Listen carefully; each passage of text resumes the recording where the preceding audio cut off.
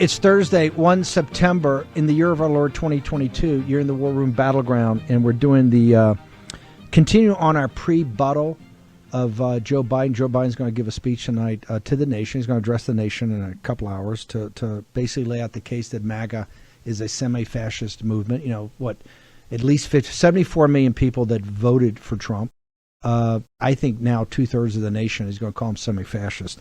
So yesterday from 6, we had people from all over the country running for office, or prominent political operatives from New Hampshire all the way to California and then back again. We ended in Pennsylvania. We're going to go there in a moment to Bob Cordaro, who's one of the top radio hosts, or the number one top radio host in northeastern Pennsylvania, where Joe from Scranton keeps saying he is. But I want to start with Erik Prince, one of our best contributors. Erik, as you talk to Joe Biden, you just came back from the region. You joined us the other day from the region. Joe Biden tonight, when he talks about the semi-fascist movement, give me a sense in the Middle East. I want to start there, but where we have spent since 2000, since the attack on New York City at 9/11, which we're coming up on one of the 21st anniversary of. We spent $9 trillion. We've lost in the wars in the Middle East. We've lost, I think, 7,500, almost 8,000 combat casualties. 52,000 wounded, PTSD all over the place. I think that we still have 20 veterans a day that are committing suicide. What's Steve, the sense 22 in this veterans region? A day? Yeah, it's of utter disgust. It is the loss of confidence in anything having to do with America and the United States government. It is it's really depressing because the people love America, but they've lost confidence. It's like the emperor. They've realized the emperor has no clothes. You know, starting a year ago right now with the absolute debacle that was in Afghanistan, the preventable disaster that we counseled against, that we gave them options to avoid, but the smart people in Washington chose to ignore it. And that led to a Putin moving on Ukraine.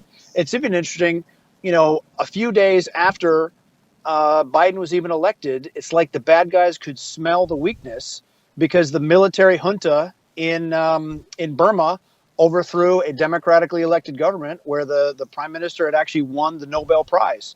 So just a string of bad guy wins, you know, first Afghanistan and now Ukraine, and who knows what the Chinese Communist Party is going to do starting next spring with Taiwan. It is Xi's absolute obsession to forcibly reunite Taiwan with the mainland. And then these guys wonder why there's such a recruiting shortfall in the military. You have the Army acknowledging that they're 40% short of their goal for this year alone. But at the same time, they've just thrown out 60,000 U.S. Army reservists and National Guardsmen because they're not vaccinated. But yet the Army views you deployable as if you are not just the Army, the entire U.S. military views them as deployable if someone is HIV positive or undergoing transgender surgery. So it's just it is pure madness that these decision makers are allowed to be in charge because they are literally running us off of a cliff. But the other thing that people need to be concerned about is a real coming famine, a coming famine next spring, because of the disaster of the Ukraine war and the overuse of saying there is are going to be very short on food starting next spring because there's just a lot of plants that did not get planted and farmed, and those chickens are coming home to roost by next spring. So the secondary and tertiary effects of a global food shortage, beyond even the energy crisis that's hitting Europe right now, when you have the cost of energy in people's homes going up tenfold what it has been, that's the kind of stuff that really changes or ends civil society as we've kind of come to take it for granted. I want to go back in time. I'm going to come back to the family side. I want to go back in time because you were on from the region, I think a week ago, and you said, hey, here's what the withdrawal, and that was just humiliating to the United States. We've created at what we had fought for 20 years to avoid, a terrorist superstate with every bad actor in the world coming there today. But I want to go back to the spring and summer of 2017, because it's not just Biden. Biden's part of a system. It's the system that is as big a problem as Biden is. He's just the top guy. But there's other decision makers. You went after the system in the spring and summer of 2017 saying, hey, we need an extraction from Afghanistan, but here's how it's got to be staged in. Here's how it has to be focused. Here's what we have to do. And here's how we still have to remain in there so there's not a creation of a terrorist superstate. Walk us through that and then what Biden actually did. And what do we have today? This ticking time bomb that is Afghanistan. You and I tried to give President Trump an option that would be a smooth off-ramp from Afghanistan without repeating the same debacle that we've been doing for the last 19 years. It was just going back to what worked in the first place. A few special operations personnel attaching to the Afghan units, living with them long-term, providing them with some air support and some good governance. That program would have cost less than 5% of what the DOD was spending. In fact, the U.S. government, since the debacle last year, has appropriated 3 times the amount that our program would have cost just to resettle Afghan refugees. So they can't say it's about cost. It is truly about incompetence. The military-industrial complex is a real thing. It's a real problem. The Beltway, the insular Beltway smart people need to be held to account, because if this is the best they've got over the last 20 years, then we are really screwed, because we're now not dealing with illiterate goat herders in the hills of Afghanistan, which defeated the U.S. military using weapons that were designed 70 years ago. Now we're focusing more on state problems like a Russia or a Iran obtaining a nuclear weapon, or China flexing up and trying to make themselves the true middle kingdom, the center of the universe. This is a problem, and our military leaders have proven not to be up to task in defeating the Afghan Taliban. They're sure is not going to be up for defeating the PLA and the massive amount of modernization and spending and growth that they've done. So the next Republican leadership needs to forcibly, by the power of the purse, force some upgrades, some top grading in our military leadership, because these guys have proven to not be up to the task. You're saying when we take the House and the Senate here in November, and that's for the purpose of this rebuttal for Biden tonight, because they're trying to change the conversation. This is about abortion. This is about climate change. This is about the end of democracy, and that you have these fascists that are Erik Prince and Steve Bannon and Naomi Wolf and all these people around Trump they're Trump supporters and MAGA supporters. It's deflection nonsense. Look, for example, the annual report from the Secretary of the Navy that just came out, he's talking about sexual harassment, mental health, education, housing, childcare, spousal employment. Okay, this is the Secretary of the Navy focused on what he views as important to the Navy. Nothing about sea control, combat power, or lethality of the Navy. And this is for a U.S. Navy that's already outshipped 3-1 by the Chinese, and within 3 years it will be 9-1 of a material advantage that the Chinese Communist Party enjoys in the West Pacific. So it is clearly is the Seventh Fleet prepared to take on and stop a naval blockade of Taiwan or the South China Sea, either a naval or air blockade of Silicon Valley West, which is Taiwan? We know the United States economy would drop anywhere from GDP would drop from 10 to 25%. If it was taken. Is the Seventh Fleet prepared today, Erik Prince, to stave off a naval or air blockade of Taiwan or the South China Sea? I worry about the material and combat readiness of the U.S. Navy writ large. They've had multiple fatal collisions. They've had world-class submarines running into undersea mounts. You lost the Bonhomme Richard, a $6 billion helicopter carrier that was tied up pierside in San Diego, burned up. It took them 2.5 hours to get first water on that fire because the damage control equipment was in such ill repair. They have not gutted the leadership enough enough accountability to fix that culturally. So yes, I worry, because remember, naval warfare is not just about the steel and the ships; it's about the steel and the men fighting it. And the Navy has been focused way too much on woke nonsense, like the Secretary of the Navy just listing all these non-combat welfare-related topics instead of focusing on lethality and how you put warheads on foreheads against the Chinese Navy. Erik, last thing, I want to go back to the famine, because you've been all over the world. You've fought all over the world. Particularly the third world and the developing world. If Joe Biden's not going to mention this tonight, but what would you tell the American people they should be thinking about as Biden's speaking about this nonsense here? What should they be thinking about this coming famine that's coming on a global basis, probably no later than next spring? The United States is not immune to very significant global instability that will come from food crises. The smart people I know in that industry tell me that there will be 1 billion people short on food next spring. That is a very significant problem when you have 12% of your population, global population, going hungry now. That means someone else is coming for your lunch. Erik, how do people get to you on social media? How do they follow you? At Getter, I'm at Erik Dean Prince. And you can also find out about us at unplugged.com/war room and learn about what we're doing to provide secure communications to the entire War Room posse. You can download the app today, and then the phones are coming sometime later in the fall?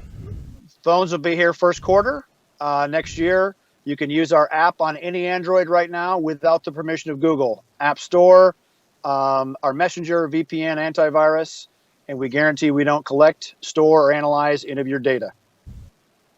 Unplugged.com. And the best encryption, it's encrypted every time, right? Best encrypted code out there? That's right. That's right. Our phone, our Messenger generates a new encryption key every call, whether it's voice or audio, voice or video. Erik Prince, unplugged.com/war room. Thank you very much, brother, for being on here. Appreciate it. You bet, Steve. Thanks much. You can tell your driver you can now recommence your journey. Thank her for pulling off. Okay, I want to go now to Northeast Pennsylvania, to the #1 radio talk show host, a legend, really an institution up there, WILK, Bob Cordaro. Bob, you got to help answer this, because this show not only just goes out through the country, it goes out through the world. And so why does Joe Biden, every time, it's like a reflex action, that he's got to show that he's a man of the people? Why does he continue to go back to Scranton? Why does he go back there? And what are the economic conditions up in Northeast Pennsylvania? What are the folks, the working class folks, really think of Joe Biden, sir? His policies are killing them. And Pennsylvania, as you know, is a big agriculture state. Farmers are getting killed with fertilizer costs. They're getting killed with just operating costs for all of their equipment, transportation costs for their goods and their things they're growing. People are working class here in Northeast Pennsylvania, as Joe Biden tries to depict himself, and they are hurting. I had a listener. I happened to run into her at a gas station. She said, I listened to your show, and she was the sweetest person. And I saw her, this is before the real explosion in gas prices, but they were getting bad. I saw her have to put $1 of gas in her car just to get home. And that example enrages me, because never before has a democratically elected president actually put in place policies that have hurt the people that elected him. And Joe Biden's support here is no higher than it is anywhere else. I wouldn't put it above a third. But the Democrat elected officials in this area, whenever he shows up, their tongues are panting and they're wagging their tail. But just an example, Biden had 275 people show up for his event here. Donald Trump is going to have about 15,000, and there won't be room. Tell me about that, because there's a lot of controversy about, is Biden packing these rooms? I saw a photo that had actually empty seats. I didn't know if it was made up or not, but I want to go back to that. He only had 275 people show up, and this has been planned, because when he comes back, they make a big deal about him going. Joe from Scranton's going back to his hometown, which is obviously a lie, and everybody Scranton tells that. And Trump's going to have this massive rally on Saturday with all the candidates. Are you telling me only 275 people showed up?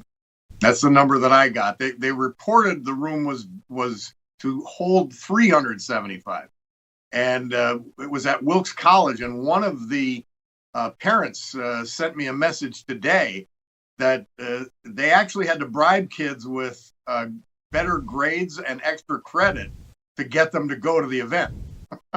That was to get that small of a number. And they have pictures. I'm going to go back to these policies. No, go ahead. Yeah, I saw a picture that had, a bunch of empty seats. I was kind of shocked by it. I want to go back to the policies. People in Northeast Pennsylvania, it's not just up there, but they commute. I know, there's guys that get in the pickup trucks, got to drive to where they don't have a lot of natural gas going now because of Wolf's policies and Biden's policies, but they got to go out to the natural gas fields or they got to commute all over state for construction.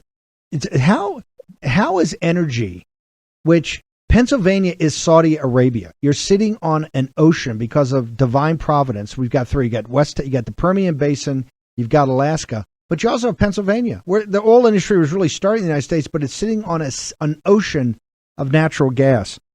How does that strike people? You've got all this plentiful, and yet the energy prices are out of control. How does that set with folks? The deflection that Biden and the local Democrats have been able to undertake has surprised me in its resilience, because the truth is quite obvious. We have the Marcellus Shale, and underneath that, we have the Utica Shale. So we have these incredible resources right here.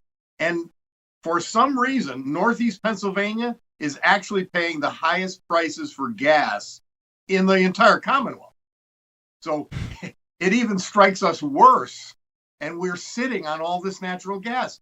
And I've been advocating on my show repeatedly that we need to go to natural gas powered cars, and there's a company trying to build a plant here that would convert natural gas to gasoline for current models of cars and their engine.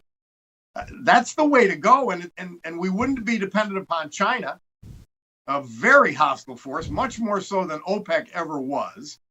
I think they're looking at all these policies. Like Biden will be in Philadelphia tonight. He's going to ignore crime because Shapiro, who's the lieutenant governor, has also ignored it. And they are all allies of a guy named Larry Krasner, who is a George Soros-funded DA. And Philadelphia they broke their murder record last year. They're going to break it again this year. And these policies are so obviously counterproductive. They're so obviously dangerous for everyday Pennsylvanians, for minorities. It's remarkable, and I don't think they could get away with it for long. I think we've seen the polls come back in favor, not in favor of the Democrats. But hang on, I want to get to that in a second. Hang on a second. By the way, Shapiro, I think, is Attorney General. He said because he's in the direct chain of command, right? Krasner, he's AG, right. And he's basically defund the police guy. I want to go back though to the buried lead here. You said they've done a great job of deflecting it, and it's even surprised you. The people in Pennsylvania are among the most patriotic, serve the country. This is the heart of the country, blue collar. It's why I said in the 2020, as goes Northeast Pennsylvania, so goes the country. How can you deflect from people that are pretty common sense? What deflection devices are they using, and how are you saying that? How is that fooling people, or are they buying the deflection? They're holding their small 1/3 base together. They're holding the elected officials together that are Democrats. I don't think they're going to be able to hold the people. I always say on my show that you've got a certain amount of people. That's this 1/3 group. They're unconvinceables. They're not going to listen for whatever reason to reality. They're not going to listen to truth. The Democrats that are running this country and that are running this state are trying to change reality. And I think there's going to be enough people in the middle that are going to go along with common sense over this virtual reality that the Democrats have created. Well, but you have listen. The Commonwealth of Pennsylvania, I'm from Virginia. The Commonwealth of Virginia, Virginia, Pennsylvania, particularly Pennsylvania's honored history in the Revolution. Hey, you had a third Patriots, you had a third Tories. Pennsylvania knew this better than anybody, worse than Virginia, and you had a third in the middle, essentially a third. And the guys in the middle are sitting there. Who wins? I mean, it's kind of the country today. It's about 30, 40%, and you got these people in the middle, and they're going to go with the winning side. That's where we are today, and the Commonwealth knows this.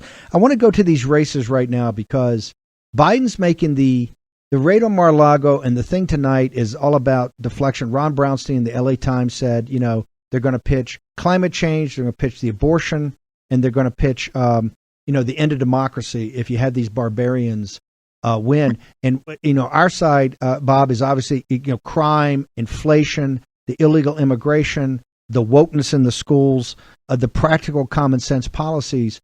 But let's be honest, we've had a tough time getting traction with these candidates right now, getting their kind of messages and acts together. How important is this rally on Saturday? I mean, for President Trump to come in on Labor Day weekend with everything people have to do to have a rally, get 15,000 people. You got Oz, you got Mastriano, you got the House candidates. Walk me through how important this is and what does this instill for the next, 65 days in hurtling towards November 8th? Well, it's an ideal kickoff for our candidates. It really is, and I think it's gonna position them to move ahead. Now, as you know, Donald Trump is can be a mixed message in a general election. He's much more effective in primaries, but I think this is going to energize a base of people who saw lots of negatives on Mehmet Oz, on Dr. Oz, who I believe to be a true conservative. I believe he's adopted and he believes those positions. Doug Mastriano is a great conservative, a combat veteran, leader of men. I mean, this is the kind of guy you beg to run for office.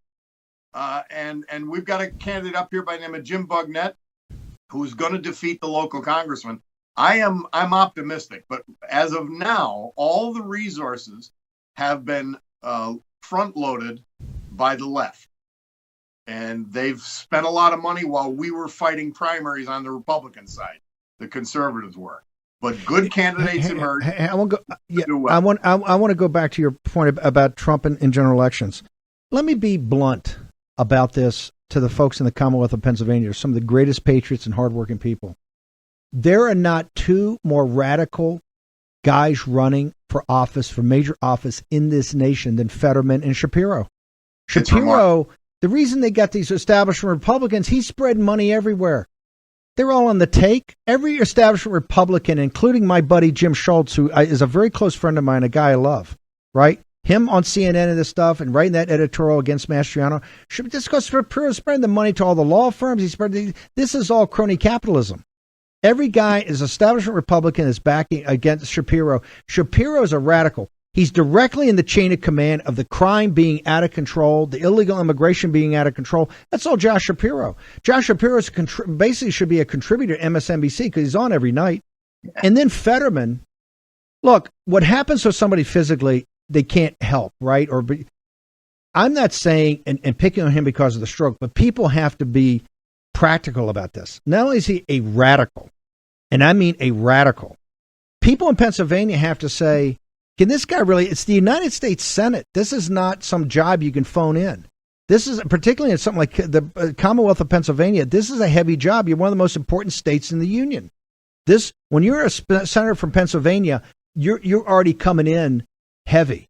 And Bob, I don't understand. How can the people in Pennsylvania, the Commonwealth, sit there and go, Fetterman's not even going to debate Oz? He said some mean things about him. I'm not going to debate him. How is that playing with folks in the Commonwealth? Two radicals and one who's just not mentally up to the job, right? And is running away from an open debate with Dr. Oz. He can't even appear along with Biden at these events. He's not well enough. And Fetterman's background is incredible. He's claiming he's the working man's candidate. He never had a job. He claims he's for jobs of Pennsylvania, but he's against our energy industry, which would kill our agriculture, transportation, manufacturing, and power business. in the state. All his policies are being enacted, and he would actually radicalize the Senate even further. And he's a failed mayor of Braddock. They lost 40% of their population while he was in office. There's only 2 of the 7 council members from Braddock who even endorsed him for this race. And the mayor says he left a mess, the current mayor. So he doesn't even have support where he came from because they know him well. And he's incompetent and a crazy ideologue. Bob, hang on for a second. We're just going to hold you for a break. We're going to take a short commercial break. We got a big surprise guest on the other side. You're going to be, as we had Erik Prince on here talking about Afghanistan, we're going to have one of the family members that really had the impact of that. Also got Dr. Naomi Wolf. A lot to go on. Bob Cordaro is going to join us, the top talk show host in Northeast Pennsylvania. Short commercial break. Be back in War Room Battleground in just a moment.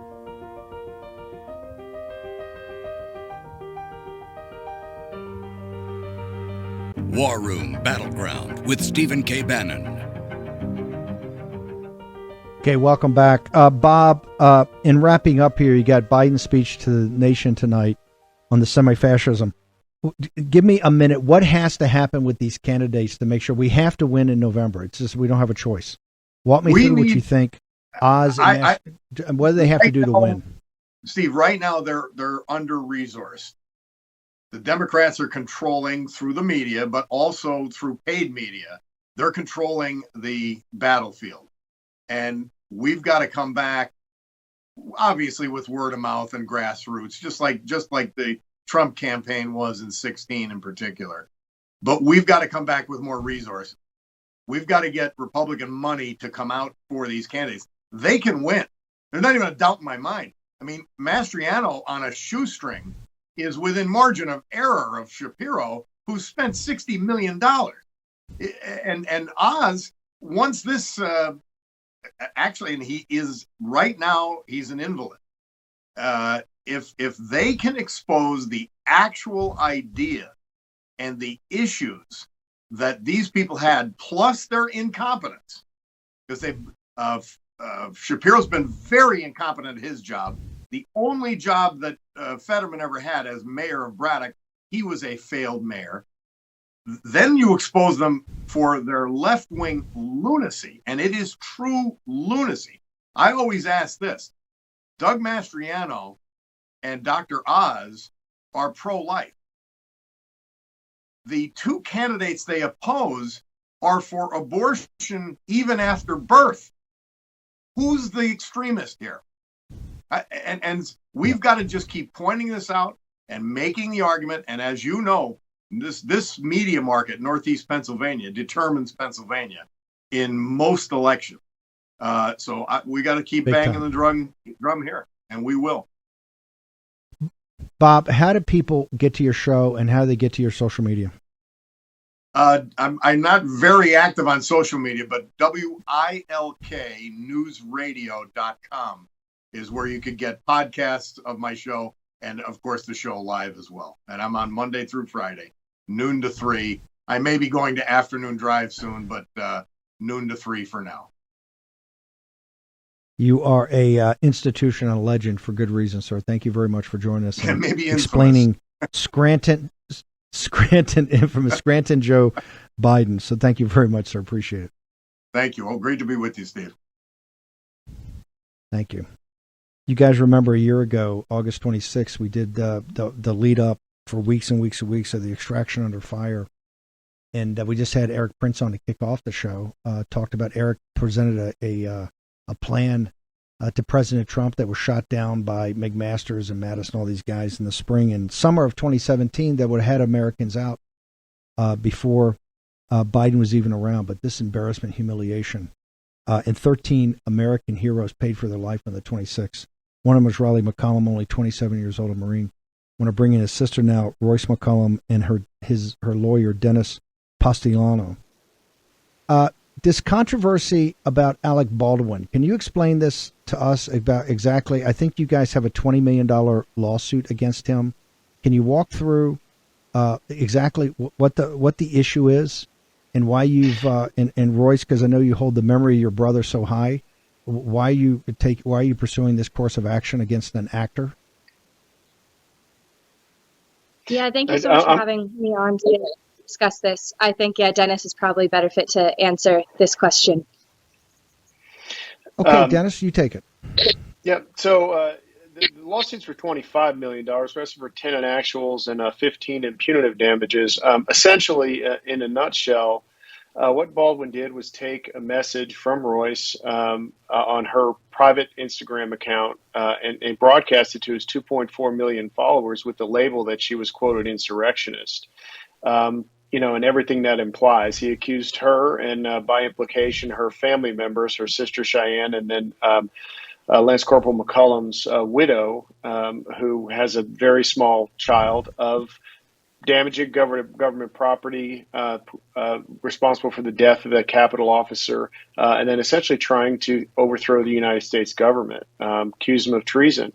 And as you might imagine, the 2.4 million people that follow Baldwin share his politics and didn't respond very nicely. The message is that this family has had to endure in light of the loss of a 20-year-old Marine who died in Afghanistan is astounding to me. And Baldwin has doubled down. And so we've sued him for not only defamation because of the lies he's telling about this family, but also for intentional infliction and negligent infliction of emotional distress. I'll let Royce speak to some of these messages, but the backlash has been horrible.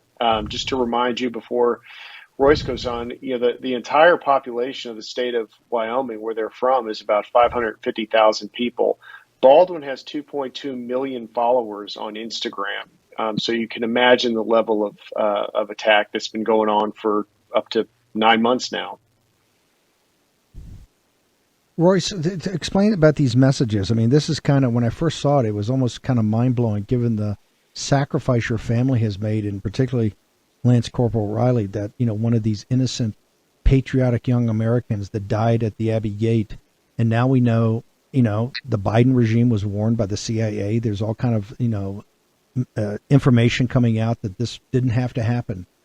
Tell me, what were these messages like from Alec Baldwin's, I guess, fans?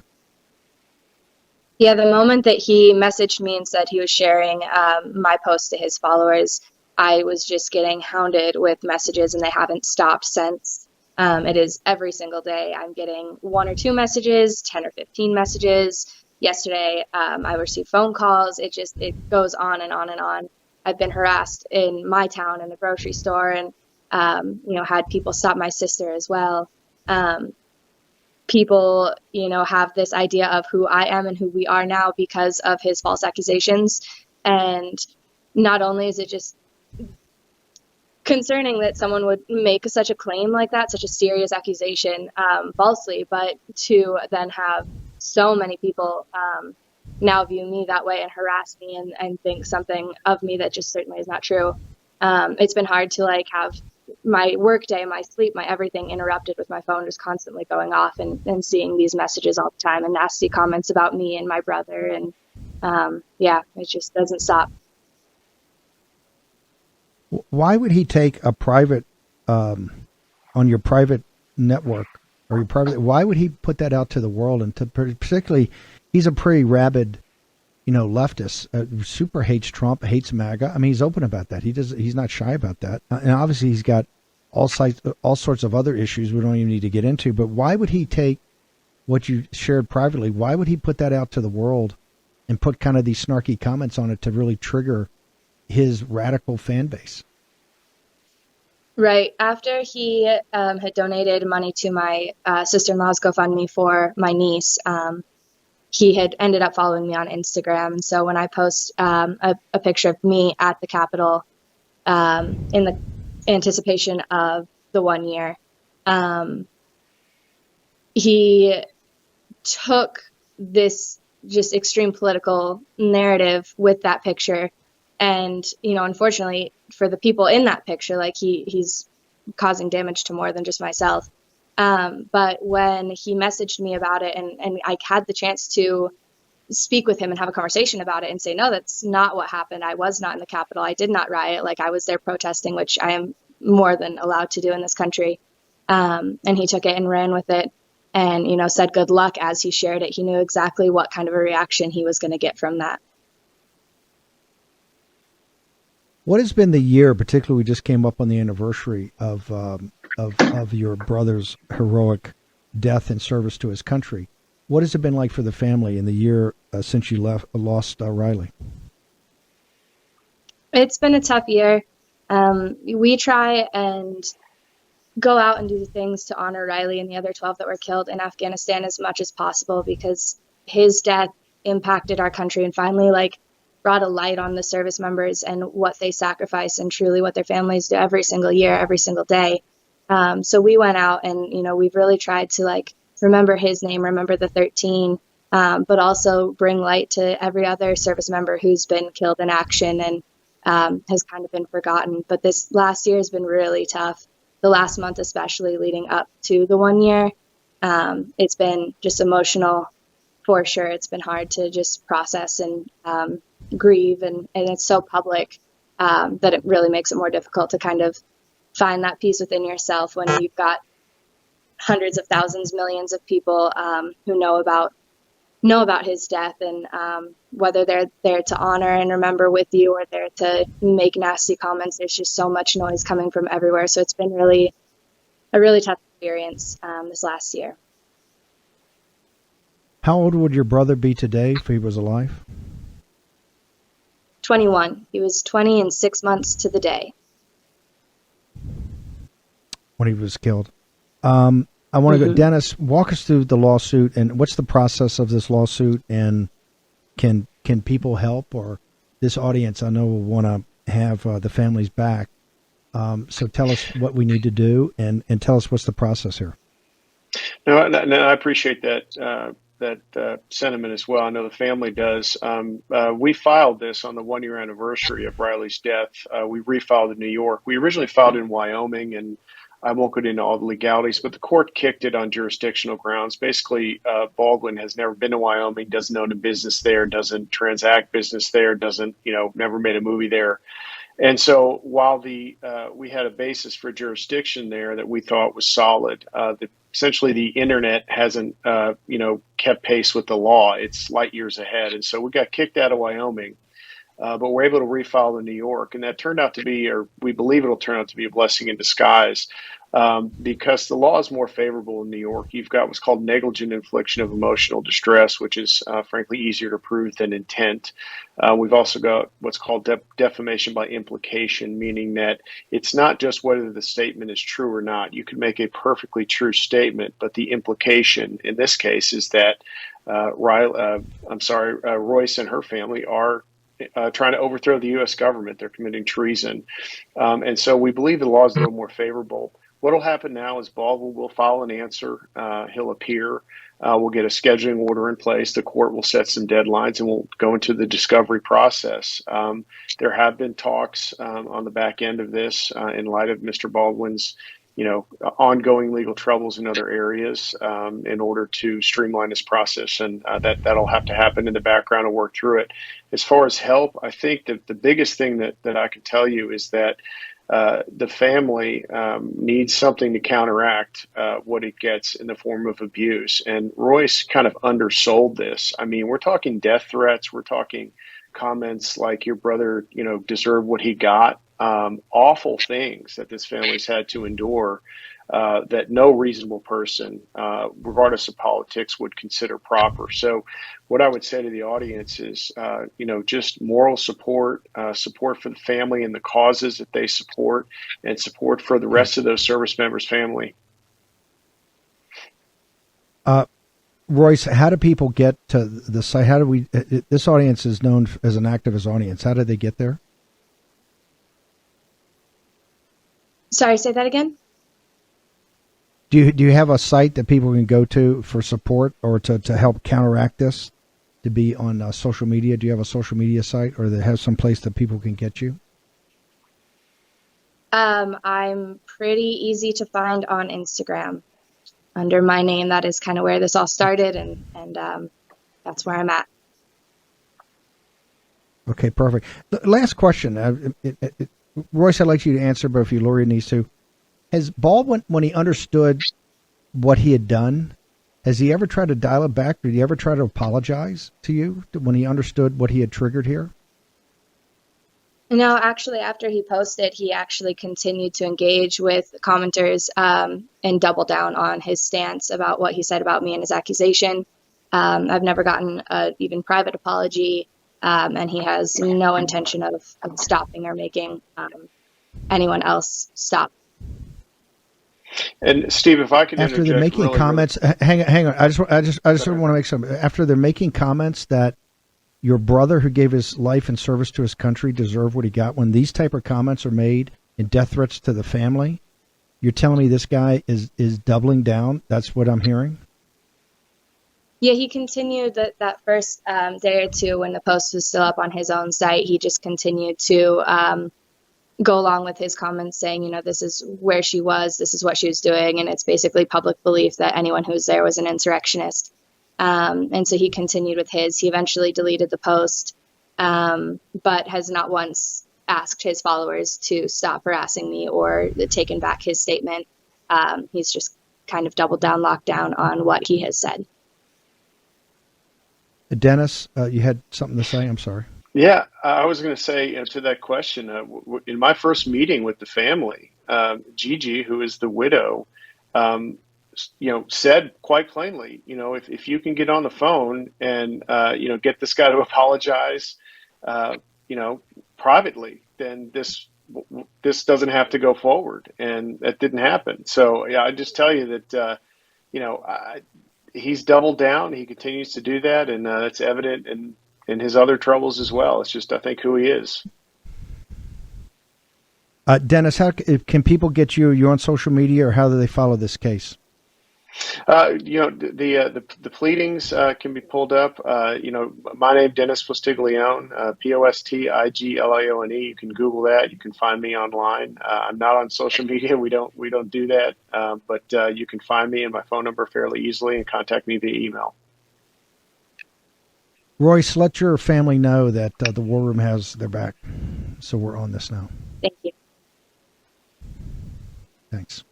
Appreciate it. Thank you, Dennis. Great job. I want to go now to Dr. Naomi.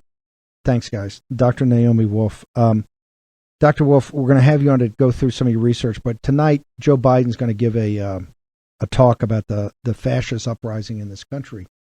You're kind of an apostate. I mean, you're a progressive or liberal Democrat. You're part of the Clinton team. You voted for Biden quite open.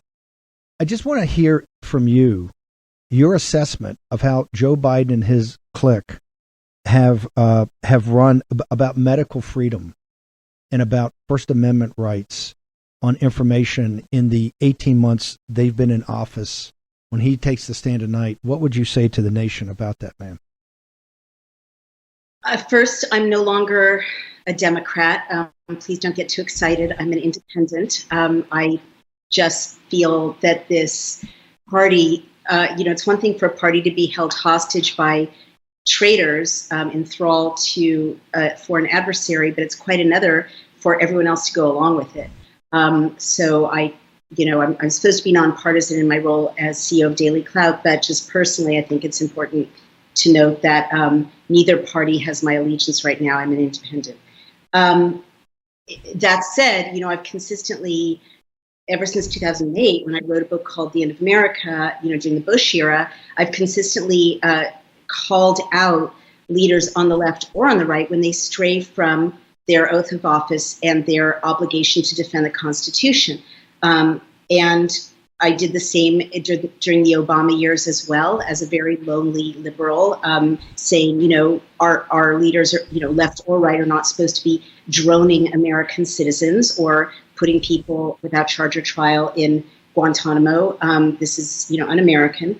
And so what I would say tonight, I think it's, aligned with that consistency, is that President Biden, well, first of all, as a former political consultant, I recognize the cleverness of what they're doing. If they're suppressing democracy and they're acting like classical fascists, Mussolini type fascists, or even early National Socialist type fascists, or CCP style, 1980s style fascists. It's standard operating procedure for political consultants to advise their clients to accuse the opposition of what they're doing themselves, because it confuses people and it preempts the discussion, and then it's like throwing sand in the eyes of the electorate, so that they're not able to see, oh, wait a minute, they're holding my child in Washington, D.C. hostage and not letting him or her go to school if he doesn't get injected, or she doesn't get injected with this experimental injection. I don't even call it a vaccine anymore. That's not liberty. That's not freedom. That's not constitutional. Oh, but they're the good guys because they called the opposition fascists. So I really can't speak up about that, because it's more important to protect America from fascism. So I get the strategy of preempting their fascism with calling you guys fascists. And it's kind of effective. I mean, they've made such hay out of, not very clever or strategic things President Trump said that could be construed as authoritarian. Reaching the Capitol, they have, made as much of that as they possibly could for such a long time that, those are clearly their talking points going into the midterms. That you guys, Dr. Wolf, we've got a hard out. We got a break, but I want to get you back on. We got to go through all your research because it's explosive. And I got to tell you, the placenta issue you brought up, I've never had my phone blow up like this on anything. So real quickly, how do people get to the Daily Clout overnight before we get back on tomorrow? Yes, dailyclout.io, and there you can see all the programs. Thank you so much. But I do believe, Dr. Thank you. We'll have you back on tomorrow morning. Your research has been explosive here.